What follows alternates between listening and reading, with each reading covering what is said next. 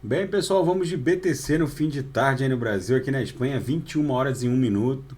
No Brasil, 16 e 1 da tarde. A BTC aqui no diário está desenhando mais um doji, que é esse candle em forma de cruz, que indica indecisão do mercado. Eu estava imaginando que isso aqui iria acabar plotando mais um subtriângulo, como esse grande triângulo aqui que a gente desenhou desde 27 de dezembro, que redundou nessa explosão ascendente, mas agora a gente está no primeiro, segundo, terceiro, quarto doji sucessivo, então é bem provável que isso aqui seja verdadeiramente uma acumulação, um silêncio que precede um grande esporro. O mercado muito provavelmente vai explodir ou para cima ou para baixo, muito provavelmente para cima, porque todos os indicadores dão conta de que a BTC está numa mega no início de uma mega pernada impulsiva, não só subindo os time frames para o semanal, para o mensal, mas o fato é que aqui no diário a nuvem de Shimoku iniciou uma bela nebulosidade esverdeada, as três linhas do canal de Keltner estão agressivamente apontadas para cima. Se a gente for para o semanal, essa visão dessa pernada impulsiva fica muito mais clara. Nitidamente a BTC agora vai buscar o estresse das uppers, dessa grande grade curvilínea de expansão logarítmica exponencial. Na verdade, o candle da semana passada testou a linha superior da nuvem, refugamos. Vocês vejam que a gente ameaçou transpassar a nuvem de baixo para cima. A BTC está presa aqui no centro gravitacional desse setor mais espesso da nuvem, que exerce uma força natural sobre o ativo. Na semana passada a gente ameaçou furar a linha superior da nuvem, refugamos, e agora o candle dessa semana, cujo desenho se iniciou no último domingo, de domingo para segunda, ainda está um pouco tímido, podia estar com um corpo real mais extenso, mas em razão dessa mega acumulação que a gente consegue visualizar com mais clareza no diário, é nítido que a BTC está naquele silêncio que precede um grande esporro. Na banda de VWAP mensal, a BTC segue ali transitando entre a lower e a upper. A gente bateu na lower ontem, no final da noite, depois buscamos a VWAP, buscamos a upper hoje no começo da manhã, chegamos a fazer a máxima hoje em 47.200, mas rapidamente a força gravitacional da VWAP mensal sugou a BTC de volta para o patamar de 46, 45.900. Então a gente vai seguir testando a upper, a lower, até se desdobrar numa explosão possivelmente ascendente.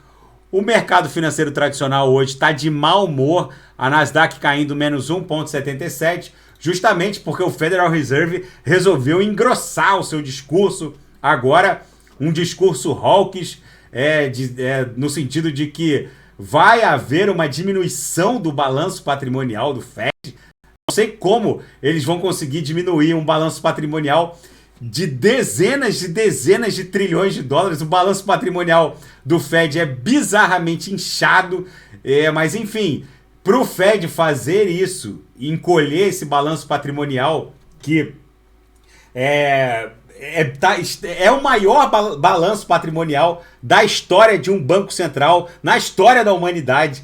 É uma coisa bizarra. Essas dezenas de trilhões de dólares em ativos que nunca vão ser pagos, isso é tudo shit coisas.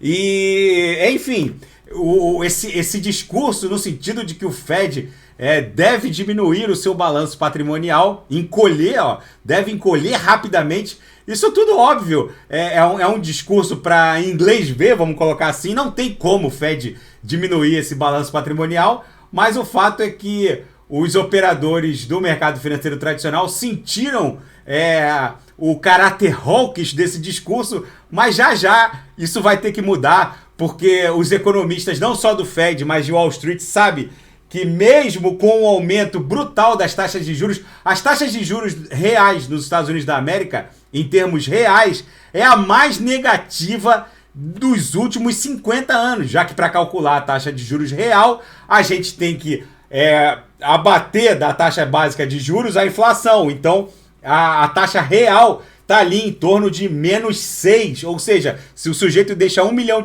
no sistema financeiro norte-americano, num banco, ele perde $60 mil por ano só por deixar o dinheiro recebendo lá a taxa básica de juros, que não faz frente a essa inflação. Eu estava lendo um articulista aqui que disse que pro Federal Reserve realmente assumir uma postura hawkish, a taxa básica de juros teria que ser de 9,5% e não dos atuais 0,5%. Ou seja, será que o Fed vai ser tão agressivo assim? Tem gente fazendo piada já desse discurso hawkish do Federal Reserve hoje. O fato é que os economistas, tanto de Wall Street quanto do próprio Federal Reserve, sabe que essa pressão inflacionária não tem só relação com esses juros real negativados num nível recorde de -6% ao ano. Isso tem relação com as interrupções das cadeias de suprimento. Uma delas é agora, essas sanções contra a Rússia está turbinando agora uma mega escassez de alimentos. Lembrando que a Rússia não é só produtora de 11 milhões de barris de petróleo dia. A Rússia não é só a maior produtora de gás natural do planeta e que, por sua vez, em razão disso, é a maior produtora de fertilizantes do planeta. A Rússia também, ela e a Ucrânia juntas, respondem por mais de 30% do trigo do planeta. E a interrupção dessa cadeia de suprimentos vai impor uma mega pressão inflacionária sobre os alimentos. Isso já está acontecendo aqui na Espanha, eu já sinto isso. A minha conta de supermercado praticamente dobrou, não só pelo aumento dos combustíveis, mas porque os alimentos em si estão aumentando muito. E os banqueiros de Wall Street, os economistas do próprio Fed, e eles entendem que, no fundo, mesmo que as taxas de juros elas sejam catapultadas para esse patamar bizarro de 9,5% para fazer frente a uma inflação de 8% ao ano nos Estados Unidos, que é o que o IPC demonstrou, isso por si só não iria refrear a inflação. Isso que o mundo nem calculou, nem precificou quanto que o encarecimento do frete naval vai impor em termos de pressão inflacionária, já que todo esse óleo e gás natural embargado da Rússia, ele vai encontrar um caminho natural de compradores. Não pense em você que que petróleo e gás natural fica sem comprador. A Venezuela, isolada do mundo, consegue vender o seu óleo lá para um mercado negro. Imaginem vocês que escoar dos Urais russos 11 milhões de barris dia em direção à China, que a China vai acabar comprando toda essa encrenca, inclusive o trigo da Rússia.